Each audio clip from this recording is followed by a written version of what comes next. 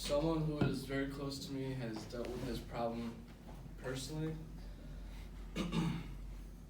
We all remember the ice storm from mid-January that hit us pretty badly. He said that if this girl in front of him were to fall down, he wasn't gonna help her up, and I think karma kind of bit him in the butt, because he ended up falling not once but twice shortly after that. And I find it very ironic and comical to me because this happens to be my brother. So, in my opinion, we should have a weather policy here at Adrian College because it's not safe to just play it by ear and not have a policy about the weather.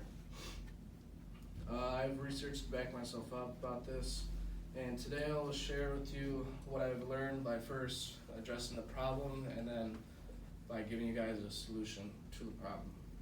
My first point covers the reasons why it's necessary to have a weather policy here on campus. It is too dangerous just to wing it and not have a policy, although that's what President Docking seems to like to do as of current.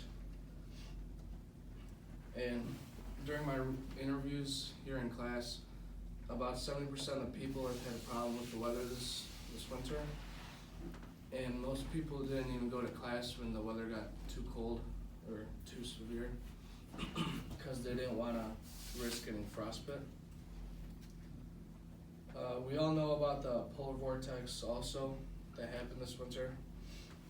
According to the Detroit Free Press, the polar vortex is the large area of cold air and low pressures near each of the Earth's poles.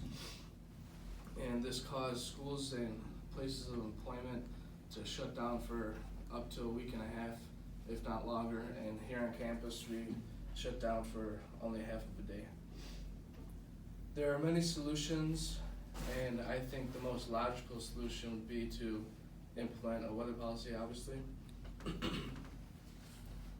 Here are some steps to achieve that. I believe that if all classes presidents and more students on the board put together a well thought out presentation and presented the pros and cons to President Docking and other members of the Board of Trustees, we could get this done. First, they'd have to schedule a time with the people, with President Docking and other people, and then I believe that if they gave the presentation strong and well enough, that we could persuade them enough to end up making a weather policy. Let's recap what we've spoken on today. The main problem about not having a weather policy is that it's too dangerous just to wing it and play it by ear when the weather is too cold and it's not safe to walk outside. And in conclusion, you guys all know about this issue and how important it is.